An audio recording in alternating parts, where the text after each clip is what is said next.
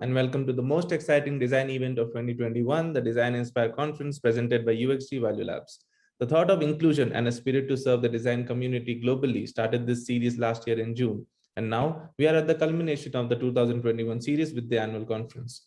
We have a great show on our cards, everyone, so let's start with the welcome note by Ms. Kadambari Sahu, Head of Design, ValueLabs.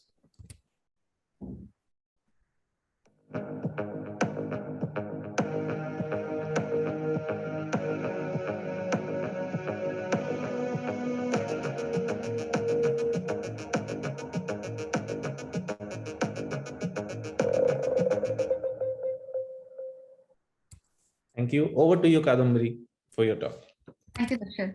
Hello, everyone. Design Inspire was started with the aim of creating a platform to spread design awareness and education accessible to all, irrespective of their backgrounds and geography. It is especially aimed at young and budding designers. Design is ever evolving, which means it's a difficult landscape to traverse in, where there's so many overlaps that sometimes it becomes overwhelming for young designers. The platform serves to create inspiration by its various offerings and is meaningfully expanding to create just and equitable futures for all. This year, apart from Designathon, conference and publication, we expanded to apprentice program, where we conducted enriching UX design course that was trying to get original thought processes out of the apprentices working on project and which especially wanted them to think beyond templates. The other initiative we wish to start in 2022 is DI Honors. We will handpick 10 best graduate projects and recognize the graduate designers. Design Inspire platform is our commitment to bring design community together meaningfully and serve as an example of good design by imbibing the philosophy of design to manifest these services, creating collaboration and spirit of belonging. This year, as the world heals from pandemic, there is a hope of doing better and building back better in each respect and every walk of life, society, and planet. The pandemic made the invisible injustice to the fore, be it discrimination or poor and minorities getting most affected by it, or to climate crisis. We as designers have lots to do, and together with everyone, we have to create equitable, just, and inclusive futures. With that call to create better and inclusive futures for all, I start this conference and its program. This year, the theme of the conference is Regenerate and Evolve. May the words of our speakers and deeds of our fellow designers inspire us to do more and better. Thank you. Over to you, Nishit. Thank you, Kadambari, for that amazing start to the conference. Let's go ahead and let me introduce you to our first keynote speaker of the evening, Alok Nandi.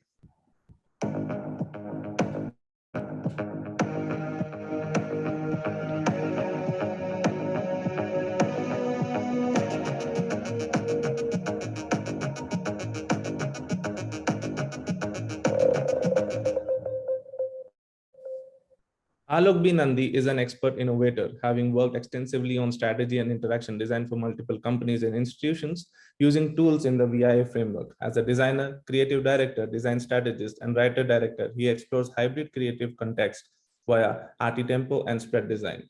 He has been dealing with storytelling across multiple media, spaces, and technologies, from high-tech interactive installations to low-tech ambience. Alok Nandi is a lecturer, an invited professor, and a regular speaker at international conferences and events, including Pekka Tokyo and TEDx Flanders. Welcome, Alok, to the event. The audience is eagerly waiting to hear from you. Hence, over to you.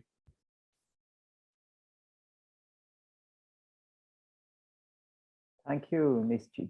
Can you hear me? Yes, Alok, you're audible. Yep. Great.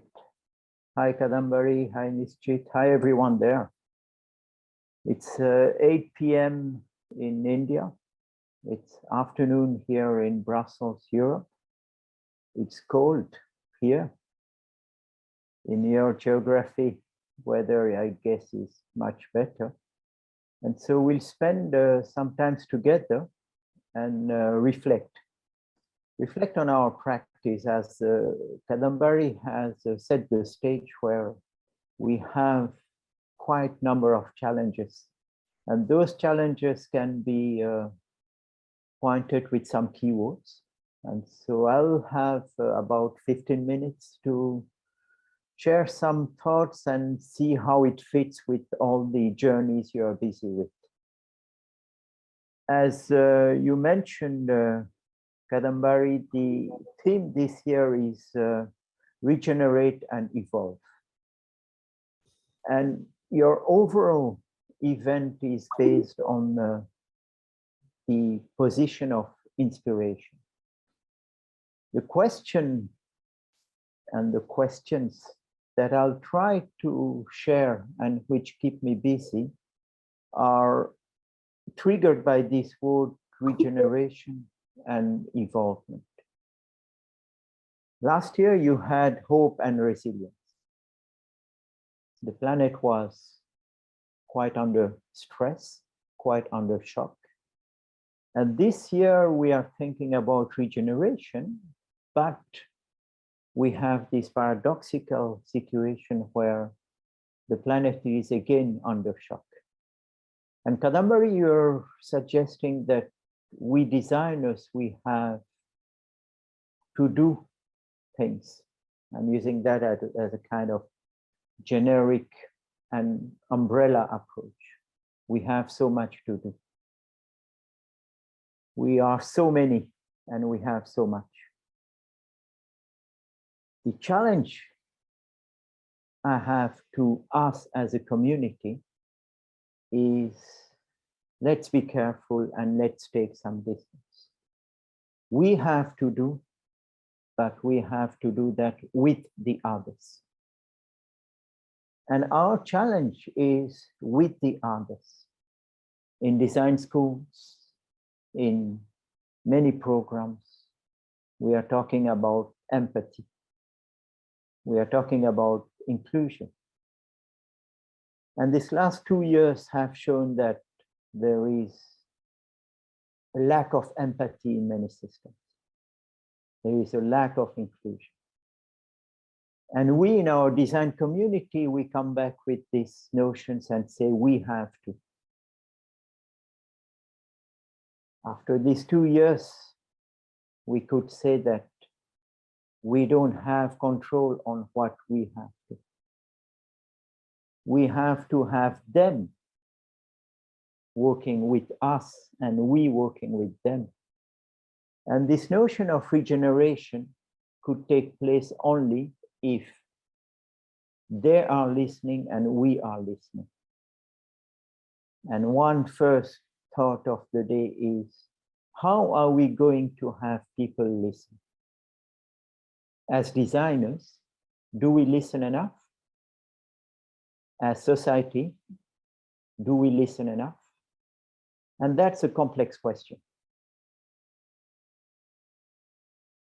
You are going to spend a few hours together and you are going to explore many questions. Some of them will be abstract. Some of them will be hands-on. And so before getting into the next topics I'll go through, let me set the stage on 3 assumptions. One, which is, we won't talk about recipes.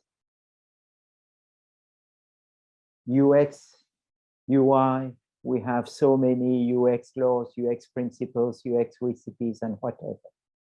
Let's take this moment to forget recipes and try to go deeper into reflecting about our practice. So assumption number 1 is no recipes. Assumption number 2 is reflective practitioner. Do we reflect enough as practitioner? My provocation to all of us would be no. Then your reaction would be yes, but how could we?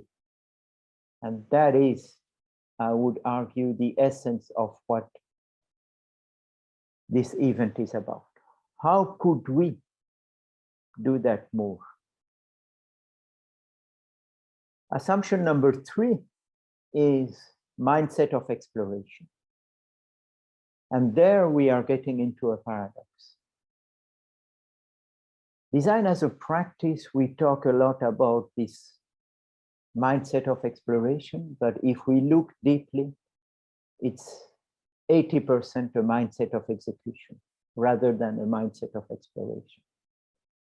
So to come back to this theme of the day, regeneration and evolvement, I would provoke ourselves to say, how can we, each time we are pushed to execute, sit back and see how we can explore.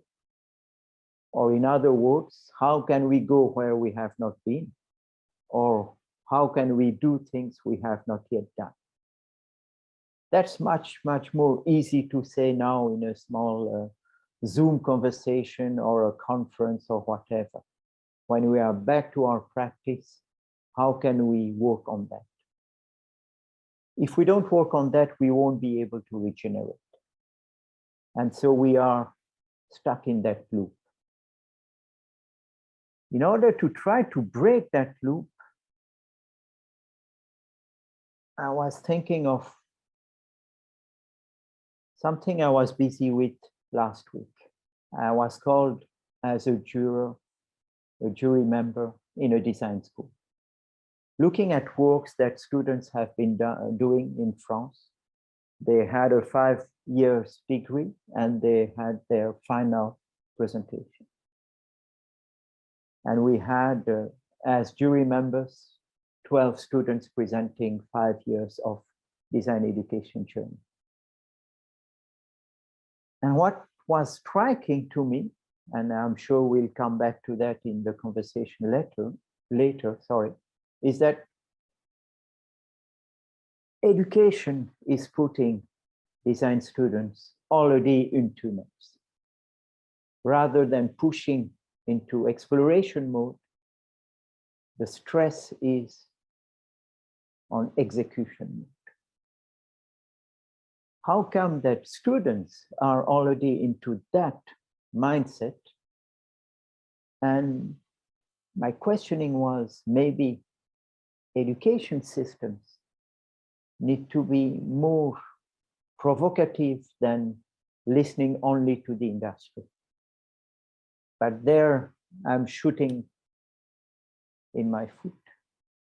Because as a practitioner, as a designer having a studio, I want young designers to be as hands-on as possible. And so what I'm trying to stress here is the paradoxical situations in which we are. And this is the place where design has a key role to play. The ability to navigate with paradoxes. One way to frame those paradoxes are how can we move from what I would call the problem solution mindset? How can we bring the third variable? That would be for me something that I would like to use as a trigger for the rest of our conversation. Let me expand on that. Problem solution is I would argue, the current tunnel in which all of us as designers, we have been put for the last 10, 15, 20 years. The challenge I see is, how do we scope the problem is a place where we don't work enough. How are we going to rush quickly into a solution is the pressure that market is giving to us. And we as a designers, we are stuck into that.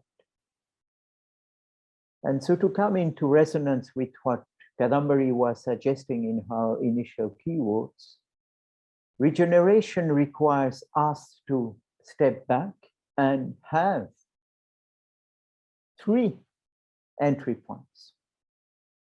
First one, I'll call that in situ. Where are we situated? Second, in tempo. What is the pace at which we can begin to look at so-called problem space, landscape, areas of activities? And third one is in flux. How can we create the optimal tempo in order to see change happen? Because if you look at all the literature, at all these Medium posts, these Twitter streams, this Instagram series of stories, you have so many clues. But if you go and begin to look at the patterns, 90% are all similar stories. And what I'm interested in is you as designers, essentially in India because of this event. How can you explore propositions which are not copy and paste of what you see in other places? How can you come with design stories, design prototypes, which are specific to your context? We don't see enough of them. I'm not telling it doesn't happen. I'm sure there are many things which are happening. What I'm telling is that we don't see those being shared on the planet. We see many stories coming from the Silicon Valley. We don't see many stories coming from the Indus Valley. And we need to reflect on how can we reshape the landscape of design stories, especially in this context. This event is there to have your stories being shared and us reflecting on that. In order to break what I was mentioning in the early phase of my intervention, no recipes. Let's have less recipes, let's copy and paste of the similar stuff, and let's move into some other interesting landscape.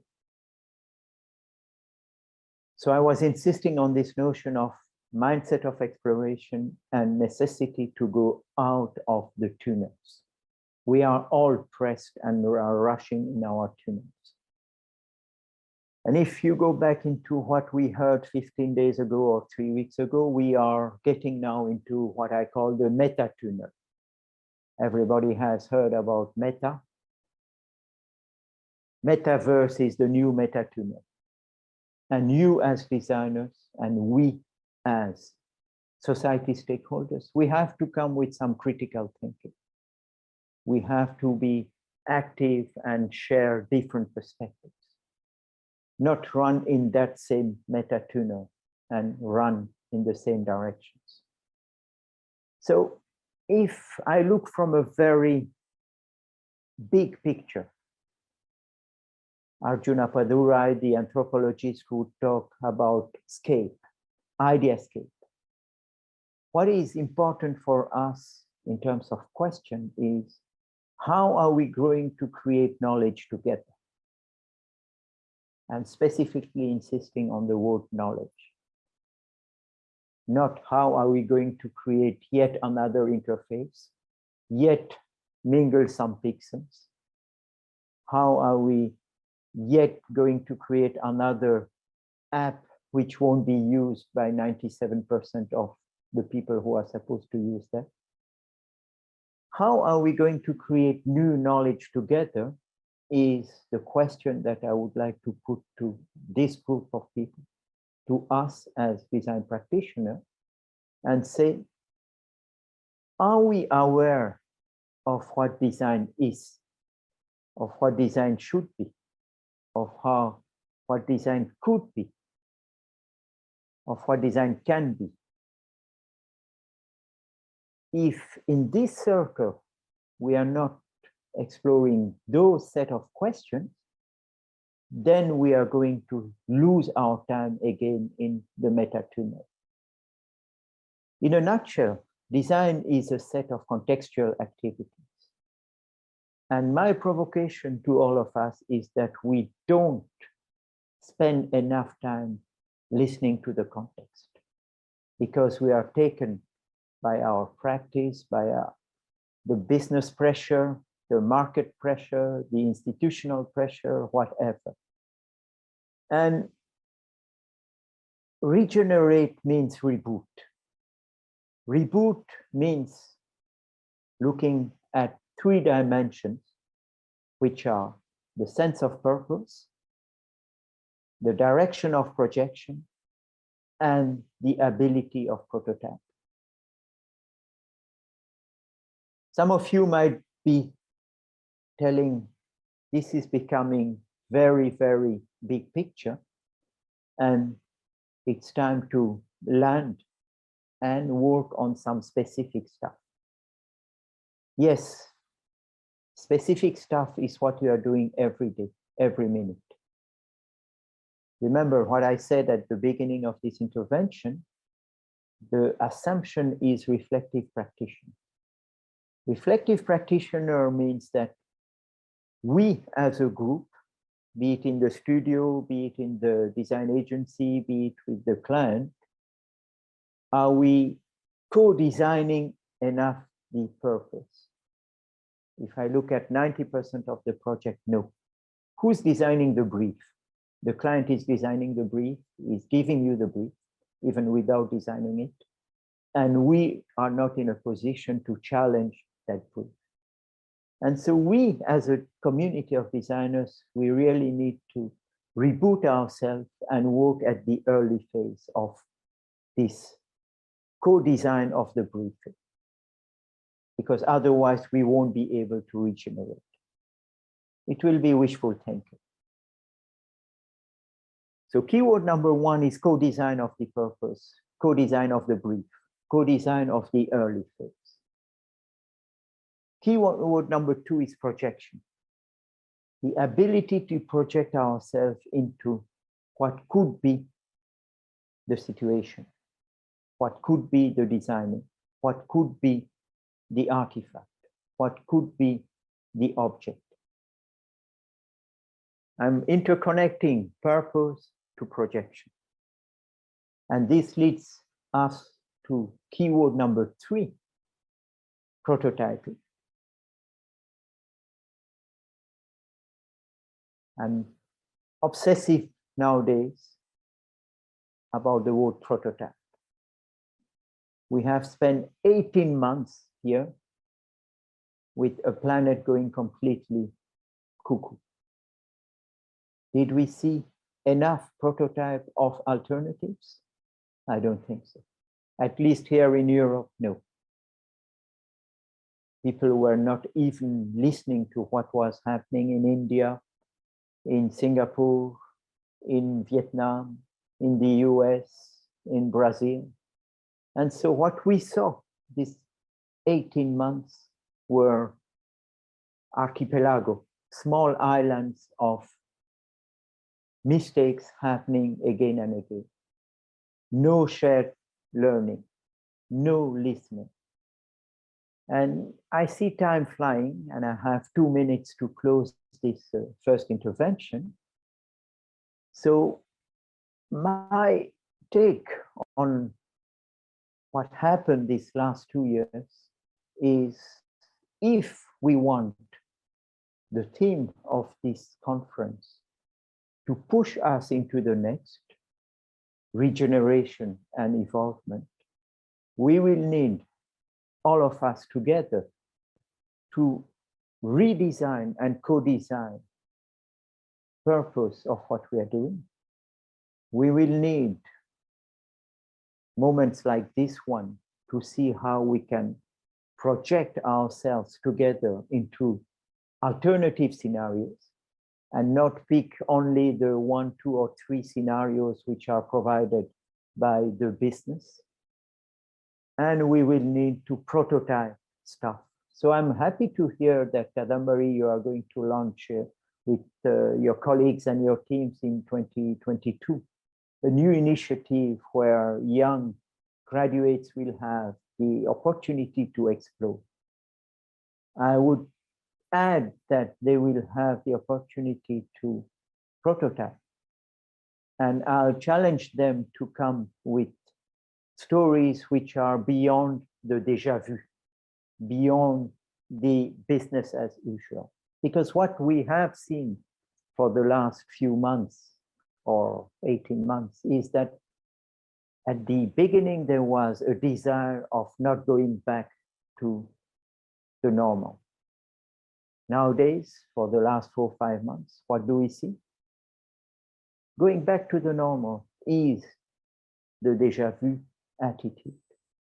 And we need to have you guys, we need to have us to challenge that. Otherwise, we'll be lost in that tunnel. And that tunnel is called nowadays meta-tuner. So on this note, I wish to all of you an excellent series of events and conversations, and to begin to think about 2022. We are already there. 2022 is tomorrow, and 2022 needs desperately to be completely regenerative. Otherwise, we are losing time. So, Kadambari and all your colleagues, thanks for having me, and looking forward to see what will happen in the coming minutes, hours, and especially in the next months and in 2022. Thanks, Nishchit, for the introduction and the MC. The floor is yours. Thank you, Alok, for that insightful talk. I feel the talk would really inspire the young minds who are listening in today. Thank you so much. I would like to remind everyone that we'll have a Q&A session with the speakers later, so please keep sending in your questions to us. We will select the best questions and ask them in the Q&A session. Moving on, as Steve Jobs said, design is not just what it looks like and feels like, design is how it works. The DI Designathon, which was our 24-hour flagship design hackathon event for design students this year, has been nothing short of a great story. 99 plus teams, 250 plus design students coming together to work on a design problem and come up with a unique solutions to solve it. Tonight, we have our top 3 teams out of the 99 participating teams here to present their ideas to us. The theme for this year's Designathon was Regenerate and Evolve. In the Designathon brief, each team had to design a solution that could impact lives for the better in the light of the pandemic's effect on mental and psychological health. It wasn't that the world was not affected by many mental and psychological health issues, but in the arrival of the pandemic, these issues got amplified. At the same time, many lost their loved ones, jobs, and the appetite to stay happy. Others who did not directly face loss were affected by the Zoom fatigue and uncertainty of life. Design has a pivotal role to play today. It is not just about creating a beautiful artifact, but about creating a societal impact through various interventions. The challenge seeks to identify one of such issues. It invites the creation of an intervention that can span across tangible to intangible in design, like from product to services to anything. Our teams have put in great efforts to showcase the creativity in outlaying the design brief in terms of the presentations. We will now go ahead with the top 3 presentations that were selected by the jury. Inviting Team 1, Brain Hurricane, for the presentation. I request the team to please be on camera and take over the screen for the presentation. Over to you, Team Hurricane. All the best. Thank you. Hello, everyone. We are Team Brain Hurricane. We are students of interaction design from NID Bangalore. I am Babita, and I'll be presenting on my team's behalf. So given the brief, we brainstormed around many areas and finally chose mental health of kids. We chose this because we thought that kids have not known the pre-COVID time era much. They are unable to realize or communicate if they are being affected mentally by this change. As we exchanged stories about kids in our circles, it emerged as a very interesting area on which not much attention has been paid.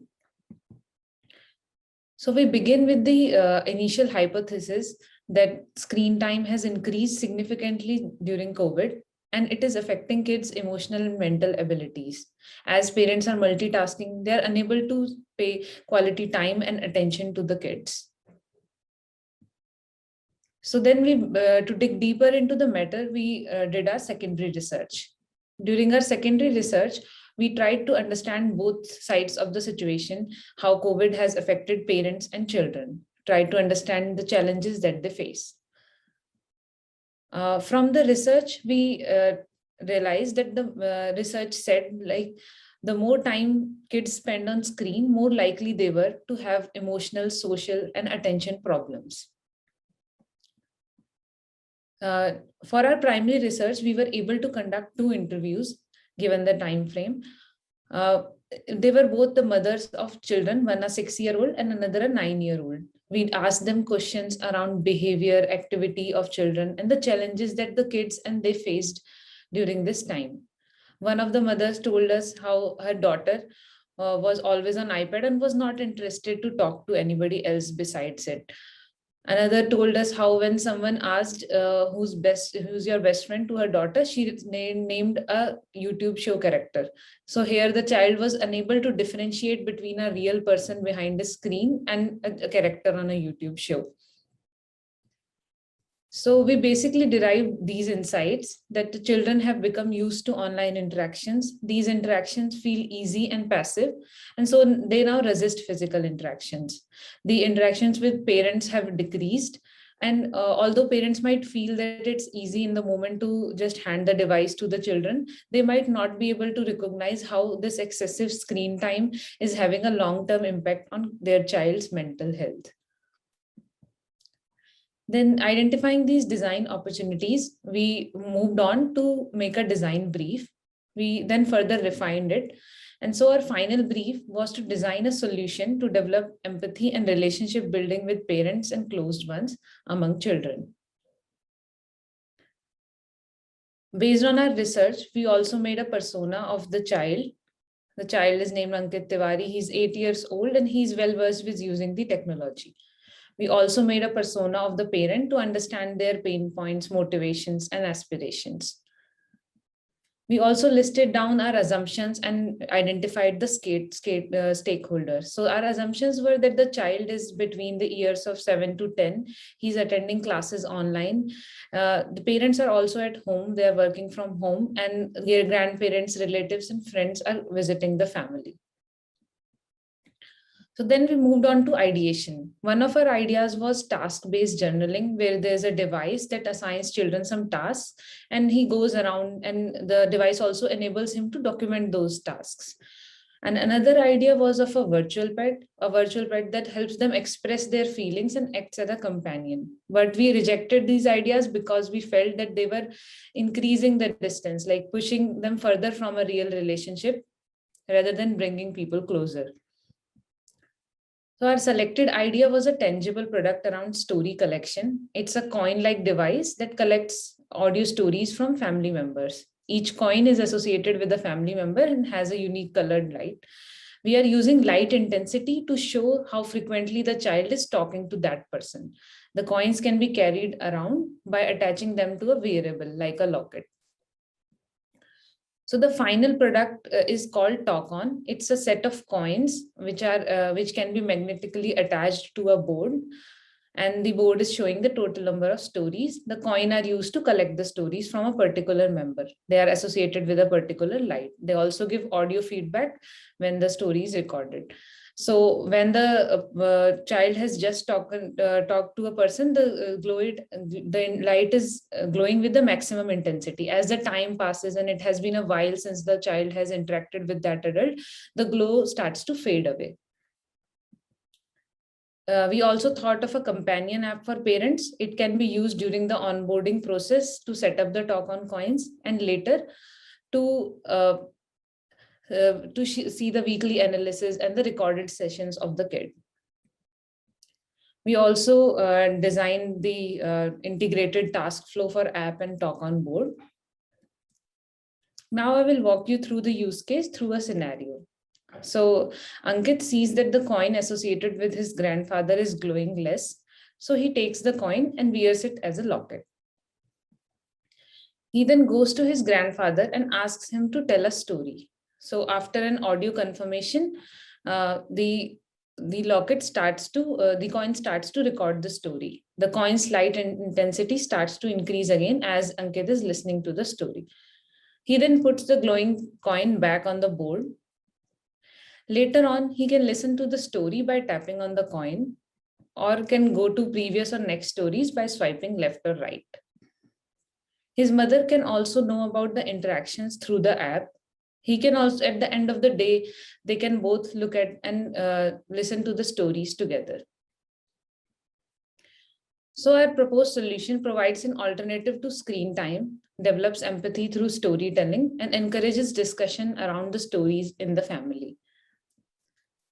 We also thought of some improvements.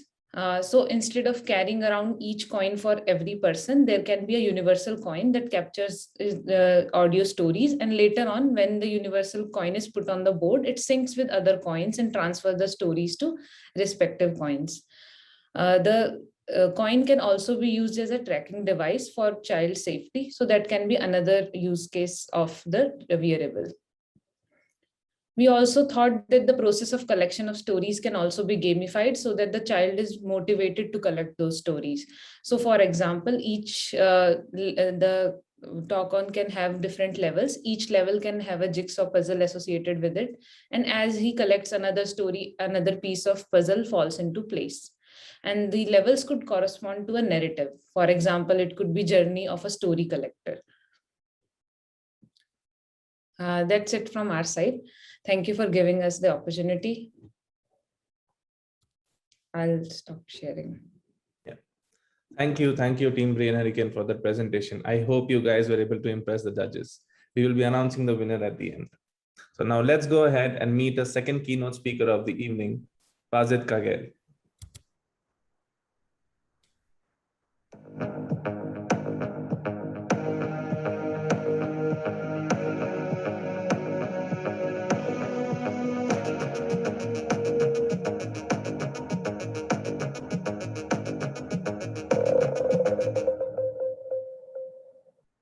Pazit started her career designing and building physical products. Her early projects include medical devices, packaging, and consumer products.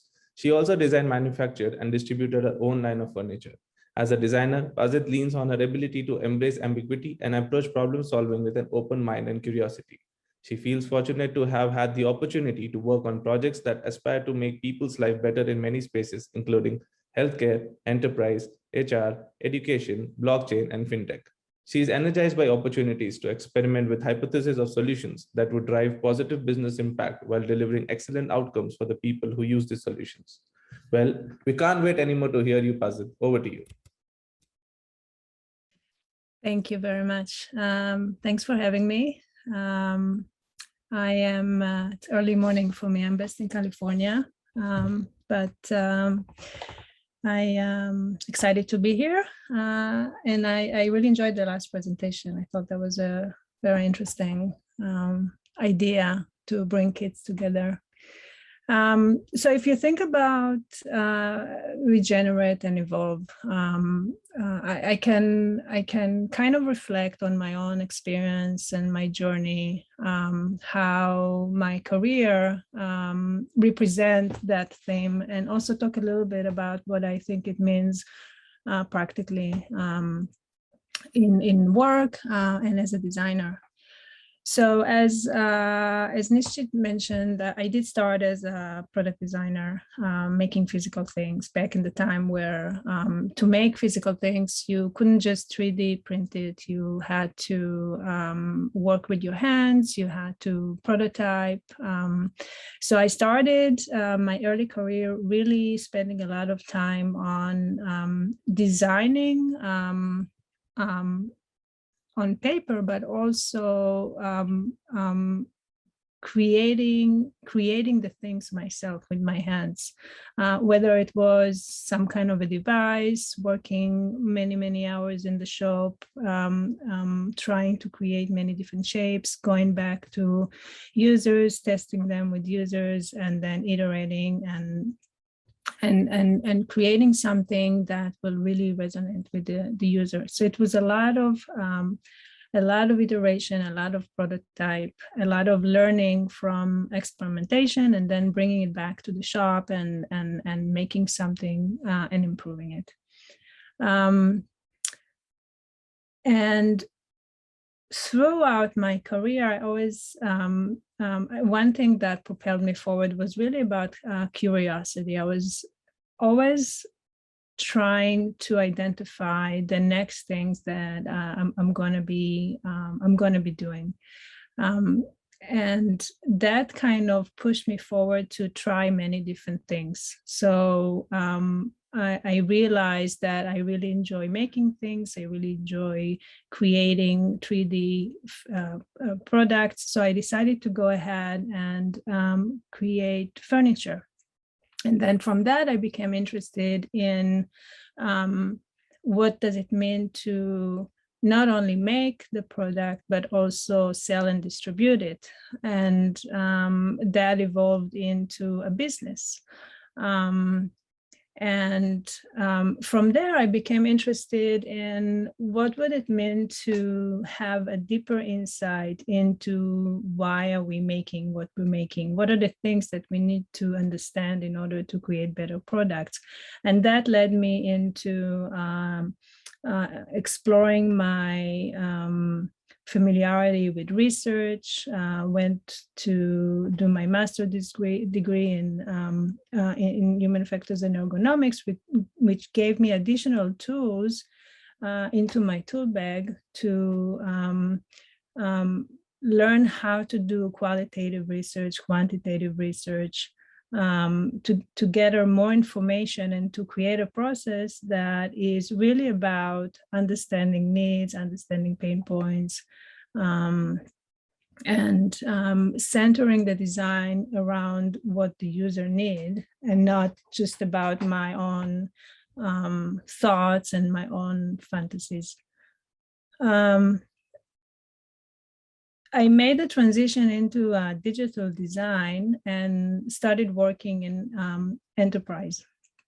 And that experience was very important because it gave me the opportunity to be familiar and work on very complicated spaces. I had the opportunity to work across many different industries to understand problems of many different spaces, and every problem is different. And I think one of the beauties of design is that as a designer, you can move across many different spaces because designers have the basic skills of trying to understand what is the problem, working with the users, and doesn't matter which space it is. So for example, some of the projects were in healthcare, some of the projects were in logistics, and then I came upon projects that had to do with emerging technology, and that ties into the curiosity as a designer, being able to land into different spaces. For example, working on a project like blockchain, for example, what does that mean? Yes, you bring in your designer tool set, but you also have to have understanding a little bit about the domain. So I would definitely encourage you to use your curiosity, leverage on your ability to explore new things, and be open to working on many different domains, and that will help you also grow as a designer. The other thing that I wanted to talk about is the design process, in the sense that to create new solutions, we have to center our solutions around our customers and our users. And really what that means is that from the beginning, from the very early part of the project, you start talking to the people that you are trying to solve for to really understand what the problem that you are trying to solve. And this is something that we do every day at my current work and also at my previous work. We always go back, we make sure that we have a cadence of going back to the users, going back to the customers in any phase of the project to always understand and get that feedback.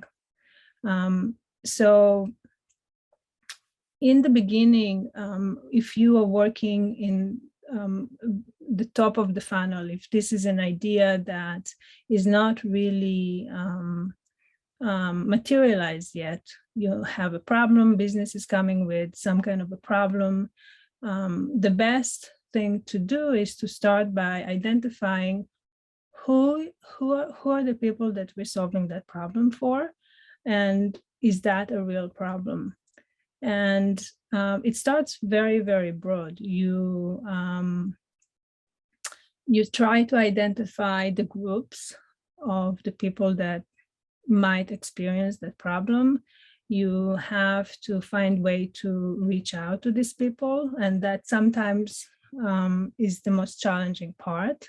Finding people that you can talk to, finding people that will be willing to give you some time. And then once you have access to people that can be relevant to solving your to the space that you're trying to solve, then start talking and having a lot of conversation, being able to put some kind of a stimulus in front of these people, ask them questions, and then bring it back, synthesize, and then build something based on what you learned, create some hypothesis based on what you learned, and continue the process. So if you think about your role as a designer, whether you work in an agency, whether you work in consumer product, whether you work in enterprise, you need to expand your toolkit not only to things that are specific to the trade. Knowing how to wireframe is very important. Knowing how to work with the different tools is very important, but also understanding the language of the other stakeholders that you work with. If you think about your business stakeholders, understanding the language, understanding the priorities, understanding the outcomes that are hoping to reach for the business, understanding numbers sometimes, being able to look at forecasts, being able to look at the decks that they share during meeting and to understand what their goals, what are the things that they need.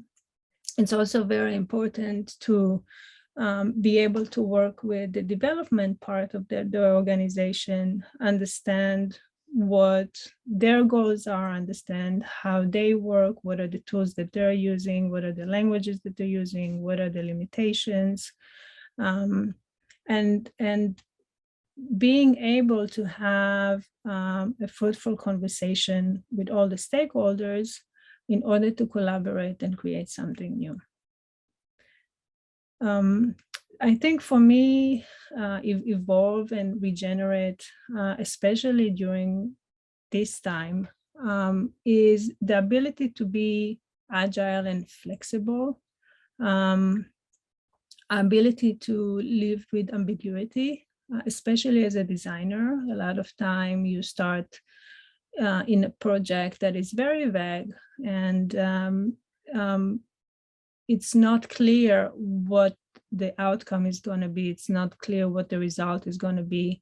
But being able to leverage our experience and also the tools that we have, the tools that we have, our knowledge about research, our knowledge about how to create hypotheses, and pull from those tools in order to try to make that ambiguity a little less ambiguous, help make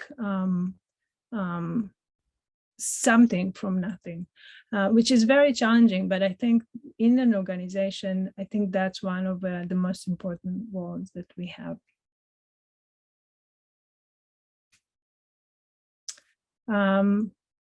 I think to conclude, the couple of things that I spoke about, curiosity, make sure to maintain your curiosity, be open to experimenting and working in many different domains.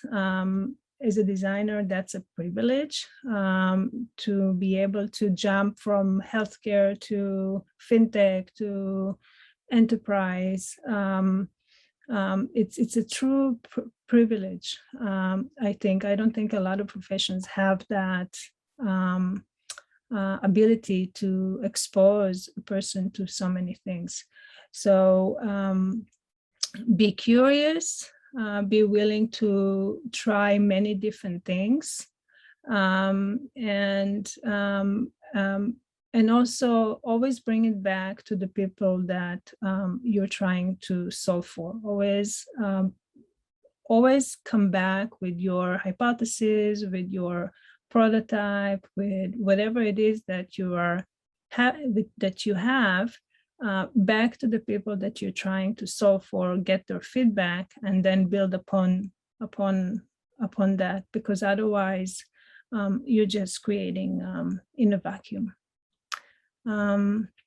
So I just want to thank you very much for inviting me here to talk, and I'm looking forward to answering some questions later on in the session, and to also seeing what the other students have created. Thank you very much. Wow, amazing talk. Thank you, Pazit, for that. Thank you for bringing your expertise and experience around the table and enlightening our audience tonight. Thank you. You're welcome. Thank you. Okay, so everyone, if we have any questions, do write it in the Q&A section. We'll be starting the Q&A session with the speakers in a minute from now. I would, also invite Ms. Kadambari Sahu to please take over the Q&A session. Thank you, Nishit. Yeah, I think Alok has actually answered a few of them, but I would like to, expand on that maybe. And let me first put that question to both of the speakers today. One of the person is Suryansh has asked here, as designers, how do we deal with moral dilemmas that may come up, keeping in mind inclusivity and the environment? So hi, Kadambari, and hi, Pazit. Can you hear me? Yes, he says we can. Yeah, so Suryansh, you came up with, as I was mentioning, a dense question. And one of the magic of design versus many other practice is the ability to prototype. That would be, for me, the trigger and the entry point to try to answer to your question. So what I mean by that is all of us for thousands of years, we have been lost in moral dilemmas. And if we go back into our classes of philosophy and so forth, we have different levels on what happened at what moment. And it comes in resonance with what I was mentioning in my interventions, the notion of situation. In situ, are we listening enough? And are we in a position to try to unfold the possibility of answer? And it's by doing something, a micro action, that we can begin to unfold. And that's why I put in my answer, the interesting prototype would help to have less ambiguity. And Pazit, you mentioned that in our actions, design helps to be less ambiguous. And that is where I see a resonance on what you were mentioning and the question Suryansh was giving to us. I'll take some other questions which are asked by the team here. I'll go with Gautam first, because here we've just answered a very philosophical one, and he's asking a very practical question here. He says, hi, Pazit, thank you for your talk. Can you please suggest some toolkit to improve the agility in research-related phases of a project? Yes, absolutely. So anything from paper and pen to Figma is good. It's not really about tool. It's about what is the question that you're trying to answer, and what is the fastest way to get that, create that feedback loop. In the beginning of the process, when you have very high level questions, it's actually better to start with very low fidelity. To make sure that you're not confusing the user, to make sure that you can focus on the specific questions. So if you are, for example, trying to understand whether a certain elements in a dashboard make sense for a financial application, it's not about the colors or creating the perfect logo. It's about showing them the different elements and then asking them, does this resonate? Would you use this? Would that bring you value? Bringing in a little bit of content so they can understand, okay, this is about this element and this is about that element, making sure that you are focusing on what it is that you're trying to understand. And then as you continue to develop the product and you have a good understanding of the architecture, you have a good understanding of the elements of the different type of features that you're going to add, then you kind of bring it up the funnel with fidelity to try to understand the more nuanced part of the design. So you can do that in many different ways. You can do it with a pen of paper. You can do it with Balsamiq, for example. It's a great tool for low fidelity prototyping and experimentation, and then all the way up to actually creating a working prototype. So it's not really about the tool, it's about the question and focusing on making sure that your experiment, or whenever you talk to a potential customer, you're not confusing them with what you're trying to understand. I think great answer here. Guys, for everybody, do not confuse tools with actual design. And that's what, it's more important to understand the questions and understand what you want to understand in terms of, making sure the designs are heard. Taking another question where there are quite a good number of them here. I think I'll open this for both of you so we can have like a little bit of, panel sort of a discussion here. Asha asked, which strategies and methods are great for finding contemporary problems? So finding problems is not so much about finding problems. It's really about noticing problems. And to notice problem, you have to be aware. You have to be aware not just about your space as designer, but about the world. And you do that through reading, through listening, through talking to people, through thinking about your day, for example. What are the challenges that you have in your life or your family have in their life? For example, I have elderly father now, and we have a lot of challenges, with him. And that makes me think about what are the problems that I'm experiencing having to care for my father. Maybe there are other people that are experiencing the same problem. What does that mean? Let me, so kind of like being aware of your life, not just the specific design job that you have, but your whole life, reading the paper, understanding what's happening in the world, and then kind of noticing little things and asking yourself, is that a problem? Is that just my problem? Maybe it's a bigger problem. And then you start talking to people, and that kind of kicks off the design process.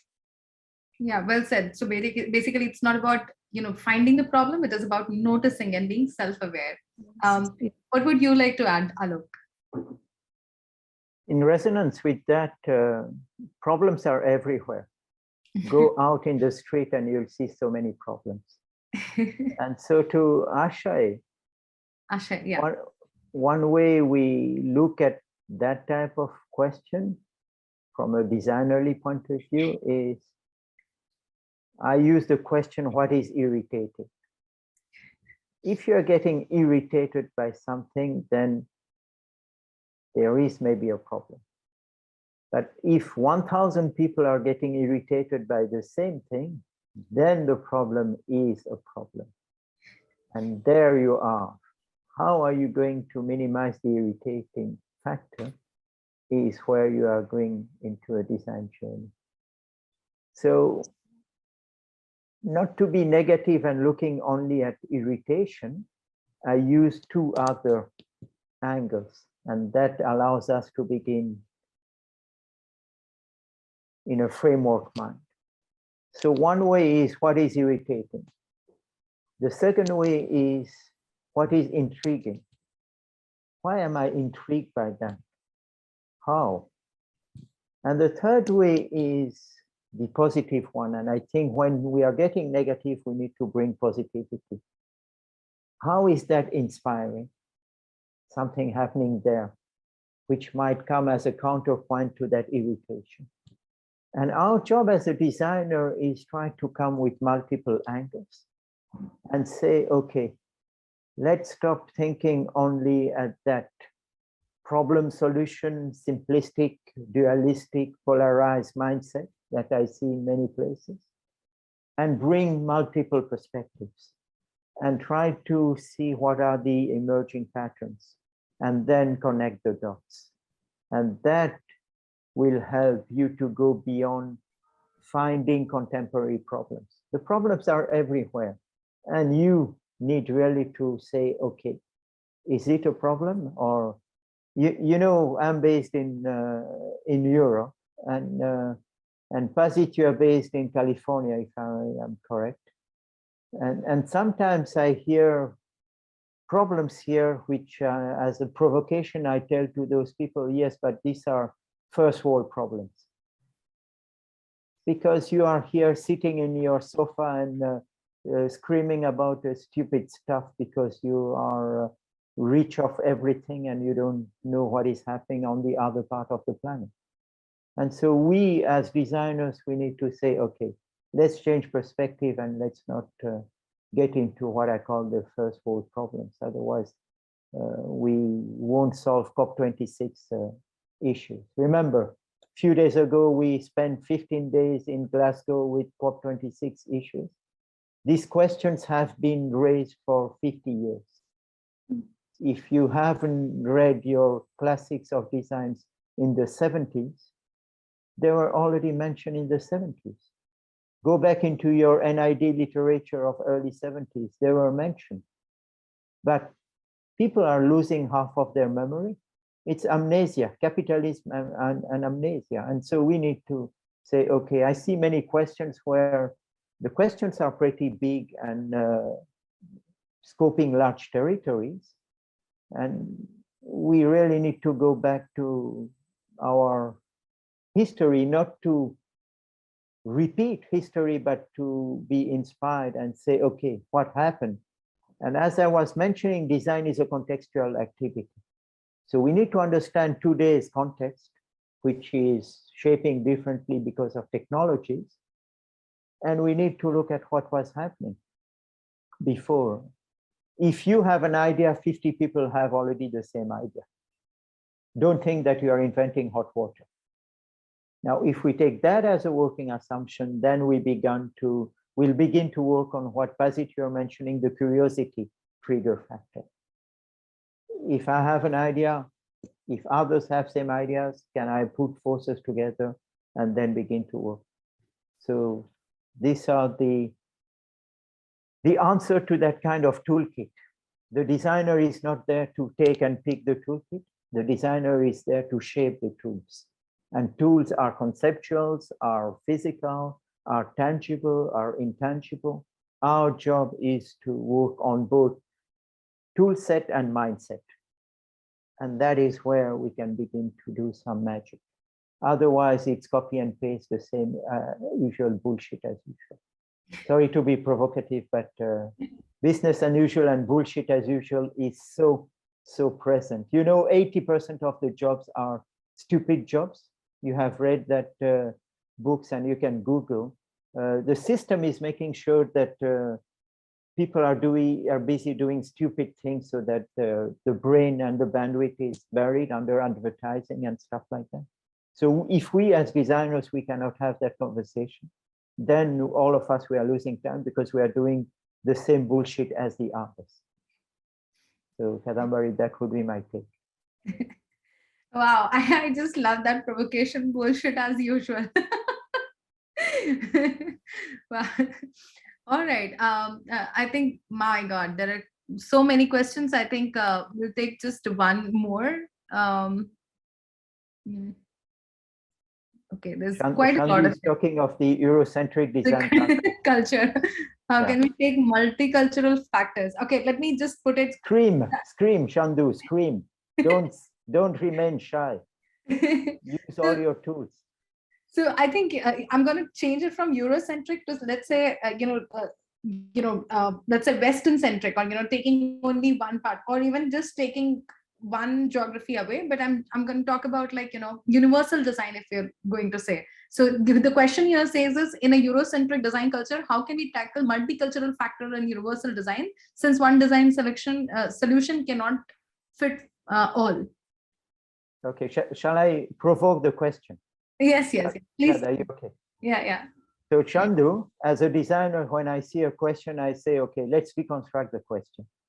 Since one design solution cannot fit all, where are your 50 assumptions that you have put into that sub-question? Why do you want to have only one design solution fitting all? We have 8-9 billion people on the earth. Let's stop monoculture and come with one design solution. We need to have 1,000 solutions for 1,000 geographies. And that is where we'll begin to solve some solutions. So with Kadambari, we were in a conference at Interaction Design Association. And my provocation to 1,200 designers is, let's stop talking about universe. Let's get into pluriverse. Universe is a construct which came out 300 years ago, and where the Christian religion wanted to come with one framework where everybody will be colonized. Nowadays, we are talking about post-colonization, and I would push ourselves to say we need to go beyond post-colonization. So when we see the word universe, you as a designer, counter-reaction. This is a construct. And as a construct, your job is to question that and say, okay, why do I want one design solution for 9 billion people? Do I have 9 billion stupid goats who are eating the same stuff? No. Why do I want to eat the same stuff as everybody on the planet? Impossible. This is not the human richness.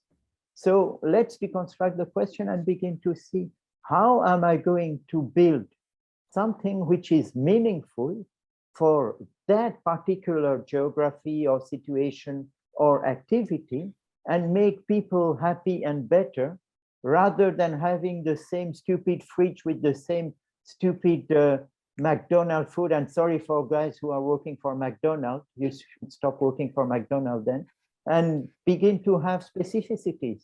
Kadambari, you want to have the same biryani of Hyderabad everywhere on the planet? Then no. I won't have to go to Hyderabad for having a fantastic biryani. So let's try to focus on that. And these are where design have a role to play. Am I too provocateur? Maybe. But if not, then we are going to eat the same stupid hamburger. Replace all the biryani by the hamburger. Look at then how 60% of the kids are getting obese. This is a design problem. How we as a designer are we going to solve that? Put again some stupid pixel on a stupid screen on a stupid mobile phone? Are we going to have less obese people? No. The design solution is ask them to throw their phone in the dustbin and go and run and do some sport. Because we are human animals who are supposed to move and not spend 7 hours a day on, again, a fucking stupid screen. So that would be my provocation. Kadambari, I'm sorry to have, I'm recorded here. I hope you'll okay. be able. Yeah, we can. But yeah, I think I really like the answer where he's talking about cultural sensitivity and, designing for that particular geography. I'm going to take another question in the interest, because there are so many, and, you guys really have a lot of experience to dwell deep on that. I'm going to ask this to Pazit, where Kunal is actually asked for both. He says, how can we co-design with purpose in a team with diverse mindsets and opinion? What is the process of co-designing with purpose? So the purpose should always be about solving problems for the customers and also helping the business reach their goals, right? So there are different purposes. When you work in an organization, it's not about it's not about just one part of building the product. It's what are we trying to solve, who are we trying to solve it for, and how will that help our organization? How can we make impact? And the way to really propel that kind of process is by collaboration, right? I think I mentioned it before, we have to speak each other language. We can't just stay in our cocoon of design. We have to be able to understand business. We have to be able to understand technology, for example. And I think there was another question there, how does understanding the domain helps the design? Yep. For example, one of my roles was developing blockchain fintech application. I came to that project knowing nothing about blockchain. It was this mysterious thing, but it's important that as a designer, I understand the technology. I obviously am not going to become a blockchain engineer, but I need to understand the mechanics of how it works, because you bring it back into the design. There are things that in the decision that you make throughout the design that derive from the technology. So we can't just stay in our cocoon of design. We have to collaborate with all the stakeholders. We have to understand their language. We have to have a basic understanding of the domain that we're solving for. And this is how we can propel things forward. Wow, amazingly answered. So basically it is about not, when you look at the purpose, it is about the business and the different collaborators that you're looking for designing meaningful, solutions. Rightly pointed out, Pazit, and I had wonderful, wonderful time asking you guys questions and, really getting some real provocative answers and some real, pregnant answers for both of you. I enjoyed the kind of experience and expertise that you have brought in today, not just in your talks, but also in the question and answers that we did today. Thank you so much for joining us today, and it was a real pleasure. Thank you, Pazit. Thank you, Alok. Thanks for having me. Enjoy your session there. Thank you. Over to you, Nishit. Thank you, Kadambari. Thank you, Pazit. Thank you, Alok. Thank you so much for enlightening us. We are now going to take a short break. We'll start again in 5 minutes. And before we leave, let me tell you, we have the remaining presentations by our Designathon finalists that you're going to be super excited about. And we'll also be meeting our Inspiring Young Designers of 2021 DI series and announcing the winner of the Designathon, who will take home the prize money of 1 lakh rupees. Hence, stay tuned.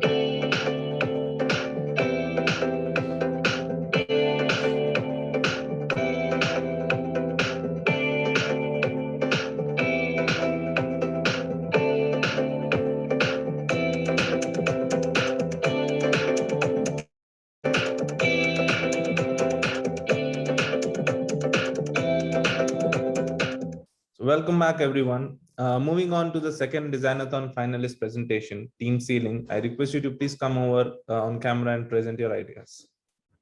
So hello, everyone. We are Team Sealing. Today, we will introduce a platform that encourages international students have more communities with others and a tool to help them care about their emotions more on the pandemic. So on the pandemic, especially in the post-pandemic era, people start to have more confidence in their own place of pandemic prevention work and have received more experience for protecting themselves. However, because of the distance between different countries and the lack of real information, parents will worry much more than usual while their children study abroad. Meanwhile, international students face more social challenges and barriers than they used to be.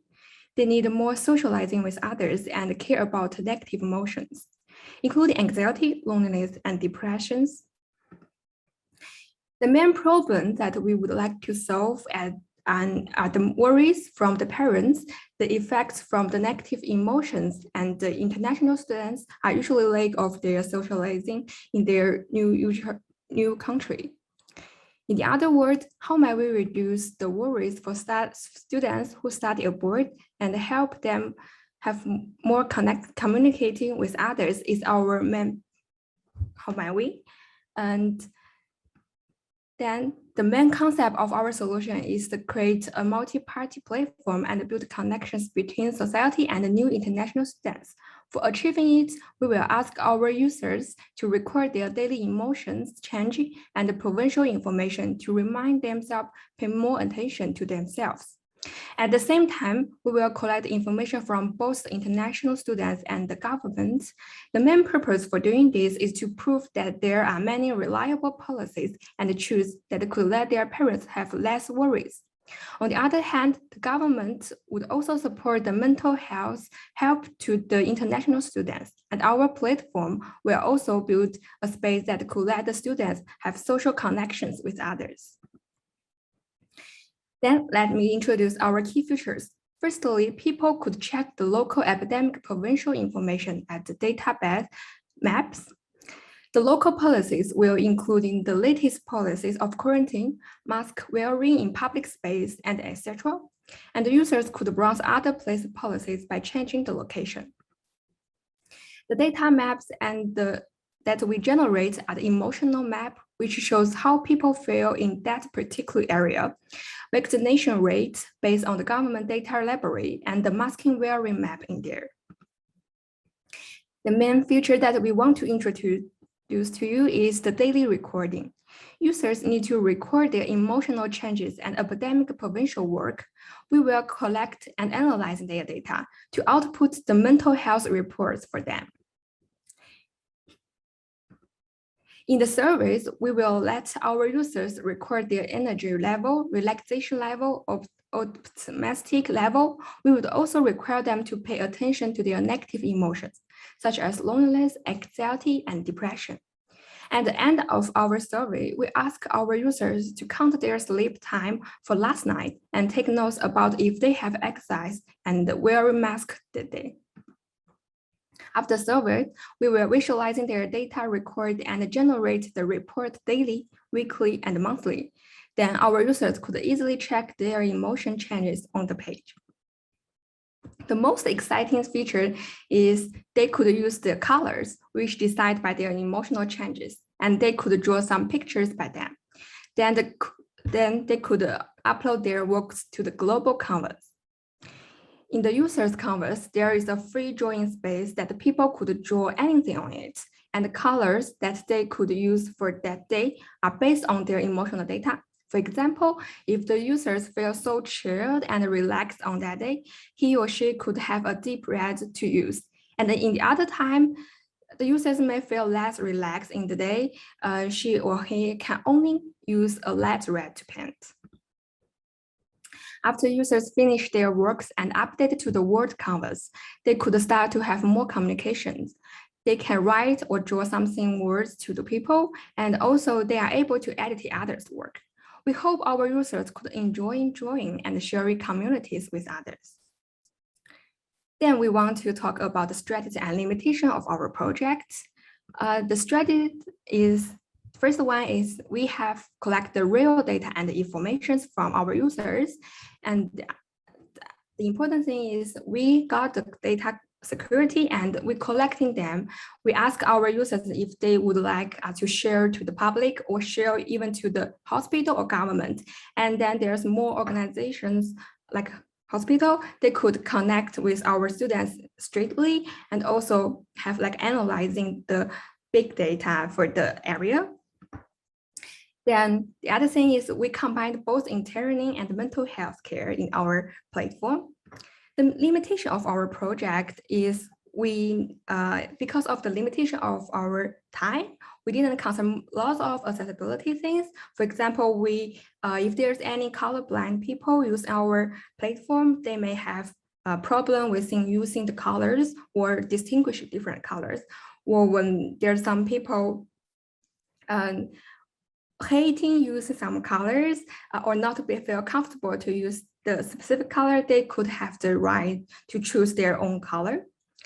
And the other one is we need more people using our app at the first stage to help us building the data and the library.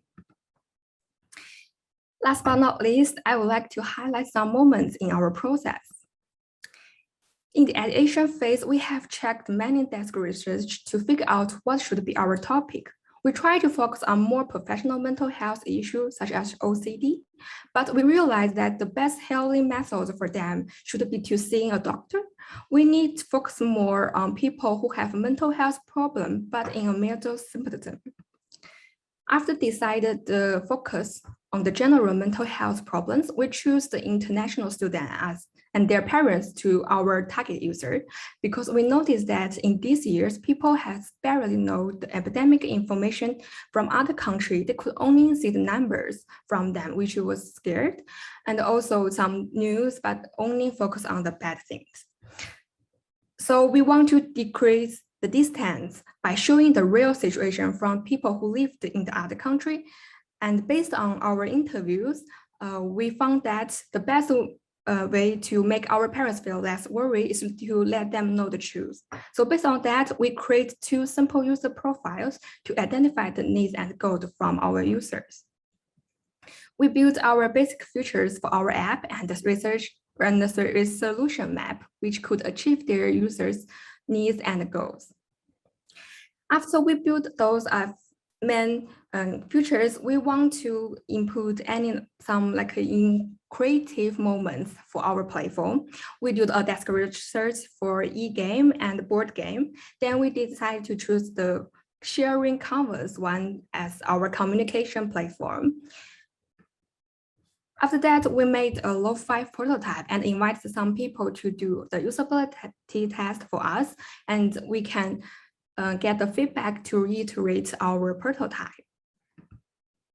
After that, we have our org in Movens. We hope even under the pandemic, people could still enjoy study abroad and be safe. That's all we want to share to you, and thank you for watching. Thank you so much, Team Sealing, for your presenting your ideas. I'm sure there's a lot of excitement there to know the winner of the Designathon 2021 and who's going home with the prize money. So moving ahead, we started the Design Inspire series to highlight and honor designers across the globe. We chose 7 such amazing designers this year, exceptional in their respective fields, sharing some amazing thoughts in the talks that we had. So without further ado, let's see who the 7 inspiring designers of the 2021 Design Inspire series were.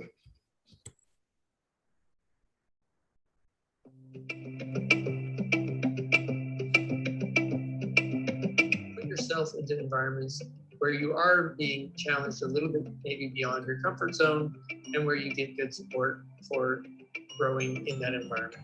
You start somewhere, you have a need, you go, you search, you find, you struggle, you take the things that you find, you return back to where you started, but more improved. You have the power from your journey, and then you are the leader who can now make the change. And of course, it all started with you and it ends with you. This formula, we can see in many successful stories, most famously the story of Star Wars by George Lucas. And not all the contradicting decisions would lie in black and white. Probably maybe in a gray scale. There might be multiple decisions having different scale of positives and negatives attached to it, and you probably have to decide which one you still want to take. You may not have clear answer that it's a right or wrong decision. As designers, we focus so much on making designs feel very visible, shout, scream, all of that. So if we don't get them into a normal, if we don't get them into an invisible, back into the invisible that we got people out of, it's like stirring someone and not making them feel comfortable. Just like machines, humans have a limited capacity to process information. But unlike machines, we don't slow down or freeze up when we have a lot of info to process. We have a much better coping mechanism. We filter. In the neurotypical brain, at least, we automatically prioritize the most important information and simply ignore the rest of it. This is what I would consider a human superpower, and machines haven't even come close to matching it. A series of playful nature sculpted caricatures of politicians, personalities in play. And these sculptures were barely an inch in height. That was the actual scale. And in fact, these sculptures went into like a book of records in the year 97. That for me was a penny drop moment. I was like, oh, I realized at that point that technology and design can be used to address social problems. In this case, it was about access to communication.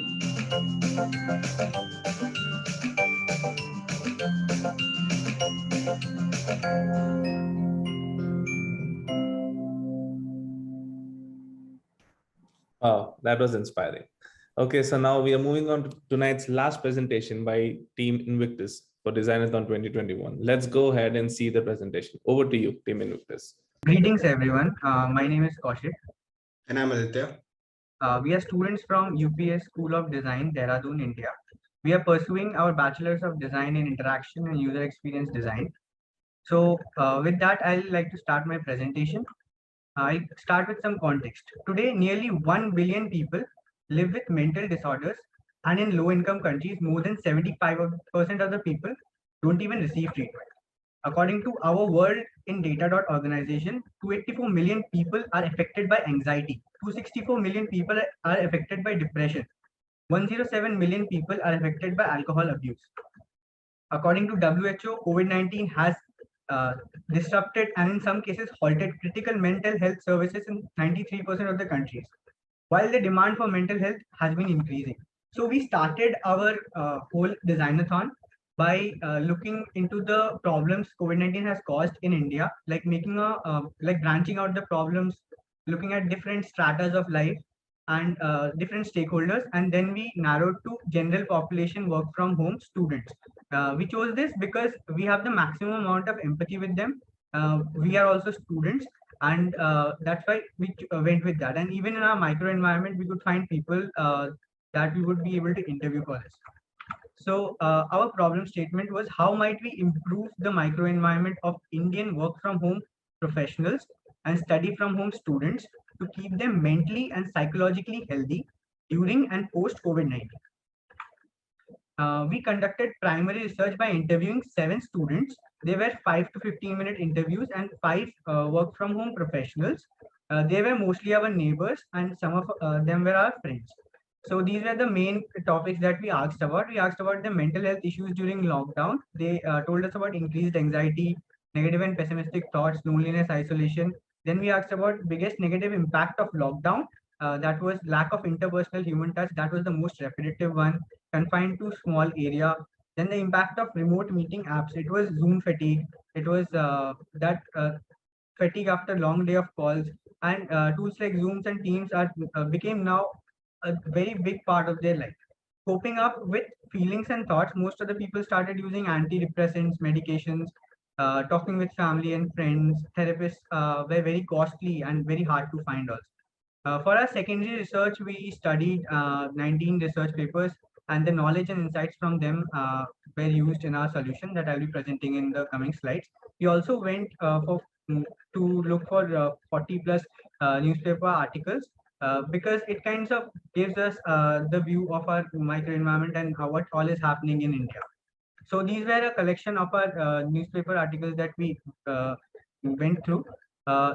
So all this pretty much talks about that the mental health problems are pretty big because people are committing suicide after being quarantined, and youths are even going after suicide. And there were more than 300 suicides, whose cause was COVID-19. We also did a comparative analysis of 13 plus apps to know where they are very, very good and where are the gaps that we could fill up. From all this data, we came up with two personas. So one is Anmol Garg, he's 13 and he's a student, work from home student, study from home student, and his goals are socializing and fun and playing more and exploring hobbies. His pain points are that he feels very lonely in home because there are no friends around, and it's very monotonous and boring. Then it's all study and no play, and he needs stress-free and peaceful mind, someone to talk to and play with. And Suman Rai works, she's a work from home employee, and her goals are she wants to spend more time with family, connect and enjoy with friends, maintain mental peace, increase productivity, improve time management, and basically the pain points were work-life balance, poor quality sleep, anxious during work, no time for self-care, and pessimistic thoughts. She needs someone to talk to again and maintain calm and peace in stressful day. This was a common point between the two personas. So this is a user story of our typical user before using a solution. So he or she starts by getting a task for the day, then they go into work mode, then they're not able to focus, then they try to take rest, then they tell themselves that it's almost done, do a little bit more, then they feel bored and alone, then they ask for someone for help and they feel alone. So for all these problems, we came up with a solution. We named it Poised, and it's about winning your mental health back.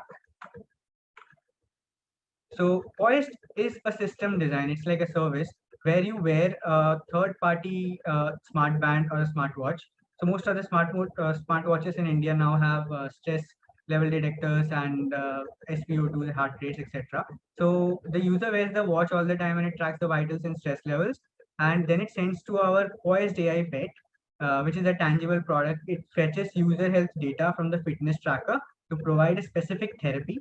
Then you can control both these things using our Poised app. I'll be explaining these in the coming slides. So we went for a quad sensory experience. We didn't want to give tasks to the user. Essentially, the goal here was because from the interviews, we got to know that they're super busy and they're not willing to do extra tasks on top of whatever they're having right now. So most of them told that we need an environment that we can focus in and we want to increase productivity. Hence, we want to improve the environment. For that, we want to target sight, smell, hearing, and touch. So this is our AI pets features. You can set alarms. There is aromatherapy, there is light therapy, there is sound therapy. It's a talkative pet, and there is a soft touch fur. I'll be explaining all these in detail now. Aromatherapy is basically essential oils which activates certain areas of your brain like your limbic system, which plays a role in your emotions. So it could also affect your hypothalamus, which responds to the oil by creating feel-good chemicals like serotonin. So it can be used to ease stress, boost feelings of relaxation, among others. Now, one of the problems with aromatherapy was that it uses water, and for that, we didn't want to have water inside it because there are electronics involved. So we figured out a way of using simply air and vacuum and converting the essential oil that the user can put according to his need into atomized oil microparticles and mist. So next, coming up with sound therapy. Sound therapy uses sound waves of different frequencies to improve your emotional and physical well-being. We are using binaural beats for depression. There are different modes like beta, which aids in deep sleep. So it's 0.5 to 4 hertz. This is where we are using all the knowledge that we got from the research papers.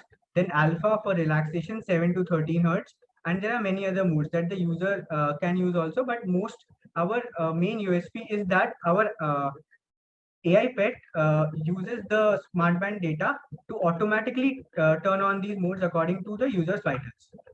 Now, there is bright light therapy, which according to the University of Michigan Depression Center, the purpose of this therapy is that it manipulates melatonin hormone, which is a sleep regulator, and helps in sleeping, and serotonin hormone, which is a mood regulator. It can be used for major depressive disorder and uni and bipolar depression. Over that, we also included a fur on the back side of our product. So half our product is a dot matrix screen, which the face could be changed, and half of our product is a fur. So we did that because we read this article by National Center of Biotechnology Information that pets at workplace can have a positive influence on individual and collective well-being of organizational members. Now, a lot of people said that they want to have pets, but pets come with responsibilities. But people, for the pleasure of having it, they like waving their hands on the pets. So for that, we have a haptic actuator, which almost gives the feeling of owning a real pet without the responsibility. Then this is a 3D render of how our product will look like in real life. This is the mist, and this is the fur, and this is the screen. This is in when it's dark. You can also customize it. You can have penguins. You can have different other furs. This is a back view of it. You can have nothing on the face for light therapy if you don't want to have a face. So user story after using Quest.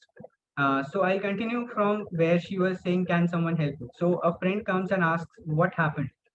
She says that I can't focus due to my environment. She says that, do you know Poised app? She says, no, what's that? She smokingly says that is the solution to your problem. And she says, okay. Then she looks for it. Then she goes to the website and app. Then she says like, okay, I will get it. Then she gets it and places it on her work table. And then she goes work mode. Now she's wearing a smart band already, and it is basically analyzing all her data, playing the binaural tunes, adjusting the whole environment, like changing the lighting so that she can focus on her work mode. And then she takes this and puts it on her lap and then waves her hands over it, rubs, and she says that, wow, the fur feels so good. Then I'll like to show, are you able to show, see my screen where I'm trying to show a prototype? Yes. So this is our personal AI pet. This is the onboarding. Then it says monitor and cure, basic 3 features of our app. The main feature of the app is that it can connect you to therapists also. So we have implemented gamification here also. The therapist will give you certain tasks so that if you have a real big problem with mental health, like a very, very serious problem, and you need to consult a therapist, then they would give certain tasks. If you do those tasks, you get the points. And with those points, you can buy different, you can basically get different faces for your product. That is the price for it. Other than that, there is a tracker. The gray thing shows that the watch wasn't able to measure your data. Green thing shows it can measure it. It was able to measure. The yellow thing shows that today is the day. And there is it also gives an overview of your stress, anxiety, and BP. You can watch videos related to managing stress, etc. Articles. Then you can listen to podcasts also. So if you have a serious problem, then you can book a therapist also. There is psychodynamic, interpersonal, and cognitive behavioral therapy. You can click on one of the filters and it will tell you which therapist you should consult. If you consult one, it looks like this, like the reminder. Then there is a forum that helps you to meet like-minded people and discuss your problems. Then there is a proper tracker, which of course gives you the whole overview. And then it also goes in deep to measure your mood and your habits. So if you do all the habits, then you get those points and then you can buy those faces. There is also a sleep tracker that measures your sleep. That was the whole prototype.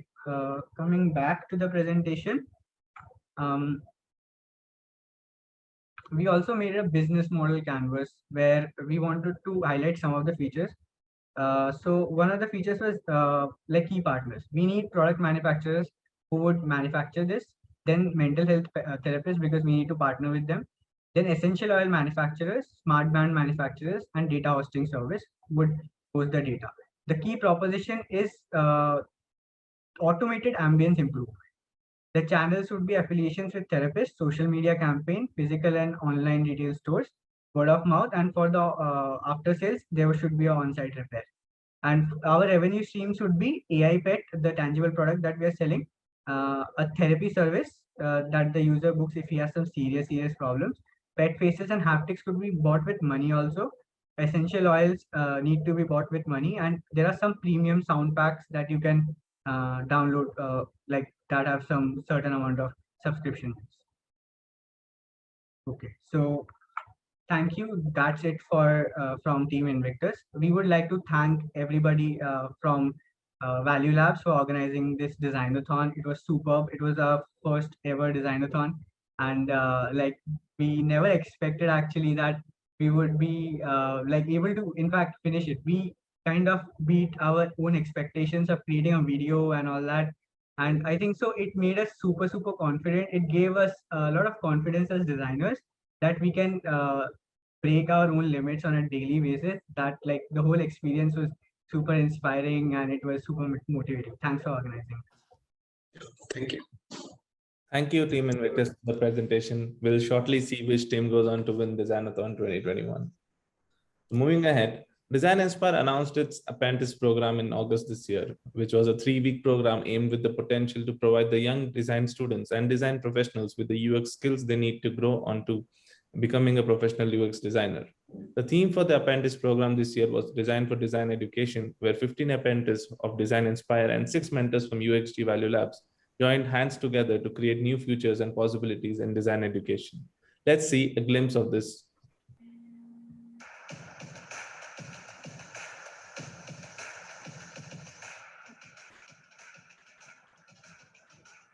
I had a very great journey this program. For me, this 3-week apprenticeship program was a great sneak peek into the corporate world. A very a rigorous experience as well as fun. The apprenticeship program, which is an eye-opener for me.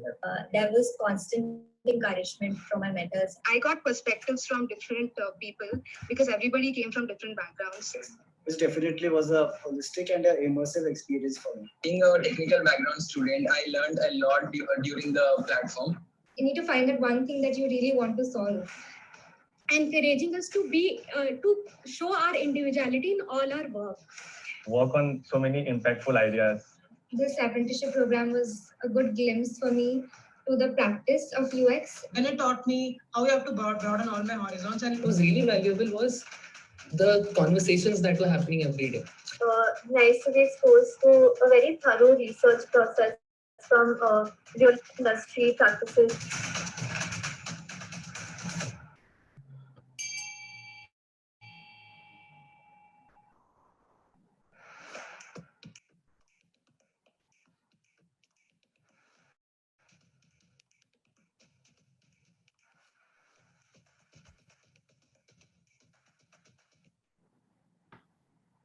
Okay, now I request team 1, which was Stars Aligned, to please come on camera and share their experience with us and let us know what they have taken back from the apprentice program 2021, and also followed by their felicitation. Do we have anyone from team Stars Aligned today? Yeah, hi Nishit. Hey, hi Ashish. So I am sure there was a design-oriented goal objective for organizing this apprenticeship program. But what we saw in the 3-week program was definitely there were a lot of layers to it. So one of the thing which really influenced me was that how the team works, how it is, and the proof of the pudding is that I'm now a part of the team, and I can proudly say that what goes into team building. Thank you. Okay. Do we have anyone else from your team? Yeah, Shreya's there. Hi, good evening, everybody. First of all, I thank UXG and Design Inspire for giving me such a wonderful opportunity. And for me, this 3 weeks was an eye-opener, and I learned a lot from various perspectives since all of us came from different backgrounds. And now that I'm a part of the UXG team, I'm really thankful to ValueLabs, Kadambari, and Team UXG for this. Looking forward for a fruitful journey. Thank you. Thank you, team. We can now go ahead with your felicitation.